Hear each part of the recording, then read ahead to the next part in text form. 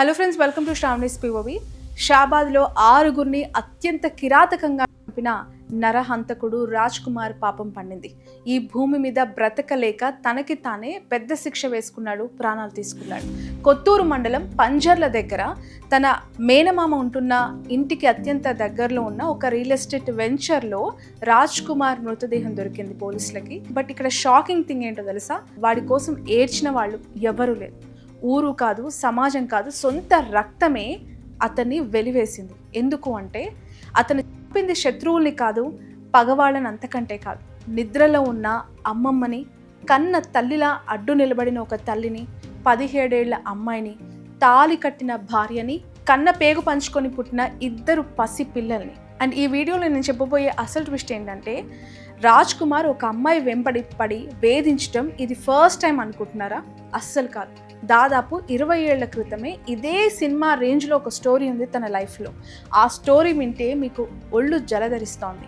And ఈరోజు బయటకు వచ్చిన అసలు బాంబు ఏంటంటే, చెప్పడానికి ముందే రాజ్ కుమార్ ఒక సెల్ఫీ వీడియో రికార్డ్ చేశాడు. అందులో అతను చెప్పిన మాటలు తన బుద్ధి ఏంటో ప్రపంచానికి చూపిస్తున్నాయి. 3 రోజుల క్రితం షాబాద్లో రాజ్ కుమార్ చేసిన 6 కి సంబంధించి ఒక లెంతీ వీడియోని నా ఛానల్లో నేను పబ్లిష్ చేశాను. చూడని వాళ్ళు ఎవరైనా ఉంటే జస్ట్ రీక్యాప్ కోసం డిస్క్రిప్షన్లో ఆ లింక్ ఉంటుంది, చూడండి. ఆ తర్వాత జరిగిన ఇన్సిడెంట్స్ అన్ని ఈ వీడియోలో నేను మీకు చూపించబోతున్నాను. Meanwhile kindly subscribe to Sravani's POV.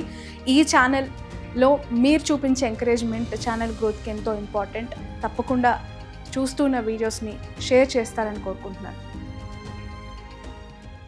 Raj Kumar 6గురి ప్రాణాలు తీసిన తర్వాత తన తండ్రికి ఫోన్ చేసి, నేను 6గురిని కడతీర్చేశాను, నేను కూడా చనిపోతున్నాను అని చెప్పి ఫోన్ స్విచ్ ఆఫ్ చేశాడు. రైట్, ఇప్పుడు ఈ వీడియోలో తన మృతదేహం ఎలా దొరికింది, సొంత ఫ్యామిలీయే ఎందుకు రాజ్ కుమార్ని వెలివేసింది, అండ్ మీడియాలో బయటకు వస్తున్న రాజ్ కుమార్ డార్క్ సీక్రెట్స్, అలాగే పెళ్లి వెనక నడిచిన అసలు కథ, నేను మర్డర్ చేసి కూడా తప్పించుకోగలను అని చెప్పి ఓవర్ కాన్ఫిడెంట్తో రాజ్ కుమార్ అమ్మాయి ఫ్యామిలీకి చెప్పాడు అన్న కమెంట్స్ వెనక ఉన్న అసలు రీజన్స్ అన్ని డిస్కస్ చేద్దాం. షాబాద్, దేవలగూడ, పంజర్ల 36 గంటలు ఈ ఇన్సిడెంట్స్ జరిగి 36 గంటలు దాటినా రాజ్ కుమార్ పోలీసులకి దొరకలేదు. ఇది అఫీషియల్గా పోలీసులు చెప్పిన విషయం. ఎందుకు అంటే రకరకాల వార్తలు వెబ్సైట్లో, ట్విట్టర్లో, లేదంటే న్యూస్ ఛానల్స్లో వస్తున్నాయి. కాదు అని ఖండిస్తూనే ఉన్నారు. 7 టీమ్స్ వెంటాడుతున్నాయని చెప్పారు. ఊర్లని భయంతో వణికిపోతున్నాయని తెలుసు. ఫైనల్లీ పంజర్ల దగ్గర లోకల్స్ ఒక మృతదేహాన్ని చూసి పోలీసులకి అప్పుడు సమాచారం ఇచ్చారు. అరౌండ్ ఆఫ్టర్నూన్ 3:30 ప్రాంతంలో. అది ఖచ్చితంగా రాజ్ కుమారే. మేనమామ ఊరికి వెళ్లి ఆత్మహత్య చేసుకున్నాడని police commissioner Tarun Joshi official గా ప్రకటించారు. అండ్ కమిషనర్ చెప్పిన ఇంకో డీటెయిల్స్ ఏంటో తెలుసా? ఆ రాత్రి తను సొంత బండి మీద కాదు, అద్దె కారు తీసుకుని 10:30కి గ్రామానికి వచ్చాడు. అద్దె కారు అంటే ఏంటి అర్థం? ఎవరు గుర్తుపట్టకూడదు అని చెప్పి తను అద్దె కారులో వెళ్ళినట్లు తెలుస్తోంది. అంటే ఇది క్షణికావేశం కానే కాదు, చాలా ప్లాంట్. సో పంజర్లా అనే విలేజ్ తన మేనమామ ఉంటున్న విలేజ్. చిన్నప్పుడు కూడా రాజ్ కుమార్ అక్కడ చాలా సార్లు వెళ్ళాడు అని చెప్పి తెలుస్తుంది. సో రాజ్ కుమార్ పాయిజన్ తాగి ప్రాణాలు తీసుకున్నారు అని చెప్పి ఫైనల్గా పోలీసులు కన్ఫర్మ్ చేస్తున్నారు. అదే ఇన్ఫర్మేషన్ కూడా నేను వీడియో చేస్తున్న టైంకి బయటకు వచ్చింది. బట్ ఇక్కడ నేను చెప్పాలనుకుంటున్న పాయింట్ తన చావు కాదు, తన చావుకి వస్తూ ఉన్న రియాక్షన్. మామూలుగా ఎవరైనా చనిపోతే ఫ్యామిలీ కుప్పకూలిపోతుంది, చాలామంది పానిక్ అయిపోతారు. కానీ ఇక్కడ మనం చూస్తున్న వీడియోస్ లేదంటే ఫుటేజెస్ ఆధారంగా సొంత కుటుంబ సభ్యులే పోలీసులకి రాజ్ కుమార్ని అంతమొందించడానికి సహకరించారు, లిటరల్లీ ఎంకరేజ్ చేశారు. సొంత అన్న, రక్తపు పంచుకొని పుట్టిన అన్న బహిరంగంగా ఈ వీడియోలో చూడండి ఎలా తిడుతున్నాడు. వీడికి చావు కూడా తక్కువే అని చెప్పి, ఇంకా కఠినంగా చావాల్సి ఉండే అని చెప్పి.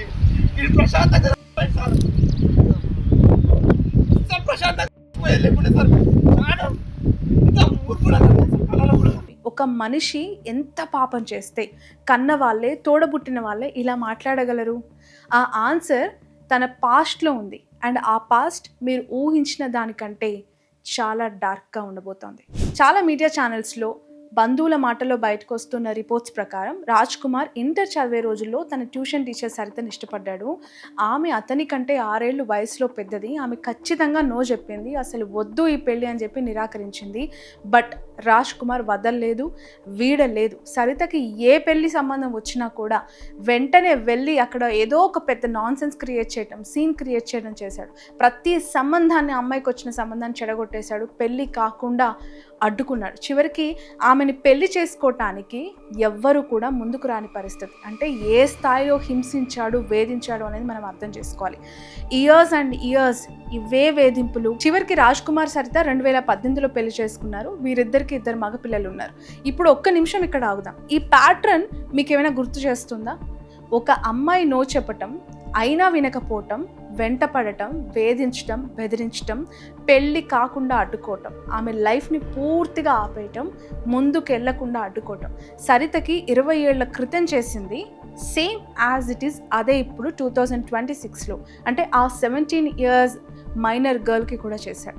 బస్ అడ్డగిస్తూ ఉంటాడు. ఎగ్జామ్ సెంటర్కి ఎగ్జామ్ రాయడానికి వెళ్తే లాక్కెళ్ళడానికి ట్రై చేశాడు. బస్ ఎక్కనీయకుండా కార్ తీసుకొచ్చి అడ్డుకున్నాడు.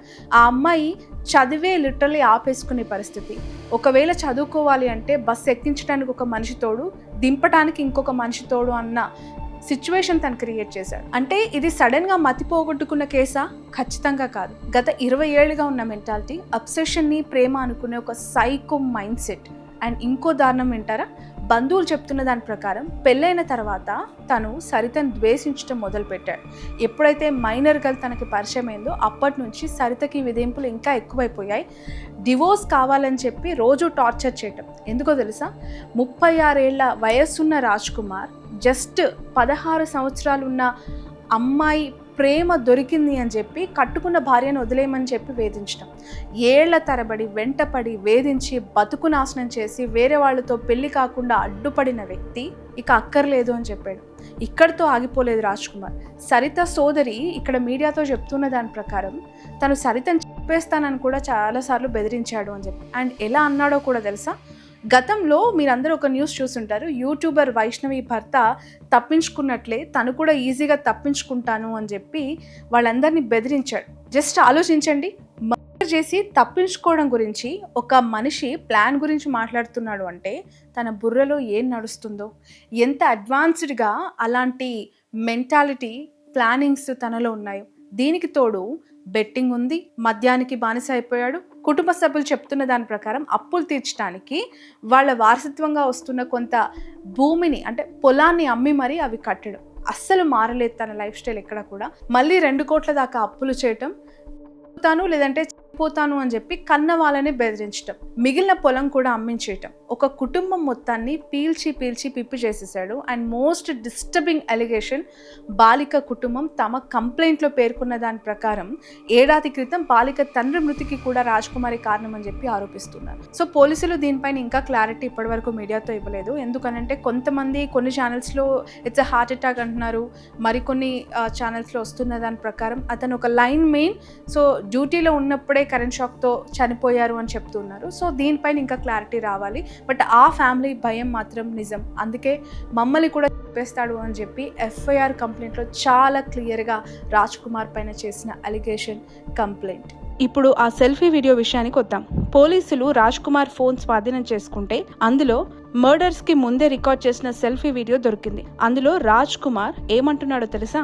ఆ బాలిక ప్రేమ పేరుతో తనను మోసం చేసిందంట, ఆ కుటుంబం తనను వాడుకొని వదిలేసిందంట, అప్పుల పాలయ్యాను అంటున్నాడు, జీవితం మీద విరక్తి పుట్టి ఇది చేస్తున్నాను అంటున్నాడు. ఒక్క నిమిషం, ఆ మాటలు విన్నాక కొందరికి జాలి రావచ్చు, కానీ ఇప్పటిదాకా నేను చెప్పిన హిస్టరీ గుర్తు తెచ్చుకోండి. 36 ఏళ్ల పెళ్ళైన మనిషి, 2 పిల్లల తండ్రి, 17 ఏళ్ల మైనర్ అమ్మాయి తనను మోసం చేసింది అంటున్నాడు. చట్ట ప్రకారం మైనర్ విషయంలో అసలు ఈ ప్రశ్నే లేదు. అందుకే అది పోక్సో కేసు. అండ్ విరక్తితో చేసా అంటున్నాడు కదా, విరక్తి ఉన్నవాడు అద్దె కారు బుక్ చేసుకోడు, వీడియో రికార్డ్ చేసుకోడు, టైం చూసుకొని రాత్రి 10:30కు రాడు. వీడు చేసింది విరక్తి కాదు, స్క్రిప్ట్ రాసుకొని మరీ చేసిన ప్రీ ప్లాన్డ్. ఆ సెల్ఫీ వీడియో వాడి లాస్ట్ కన్ఫెషన్ కాదు, వాడి లాస్ట్ మ్యానిపులేషన్. సో ఇప్పుడు చెప్పండి, ఇన్ని తెలిసి కూడా 20 ఏళ్ల క్రితం వేధింపుల హిస్టరీ ఉన్నవాడు, పాత కేసులు ఎదుర్కొంటున్నవాడు, చూపేస్తా అని చెప్పి బెదిరిస్తున్నాడు అని చెప్పి కంప్లైంట్లో రాసి ఉన్నవాడు, మర్డర్ చేసి తప్పించుకుంటాను అంటున్నాడు అని చెప్పి ఎవరో కాదు, సొంత మరదలే చెప్తుంది.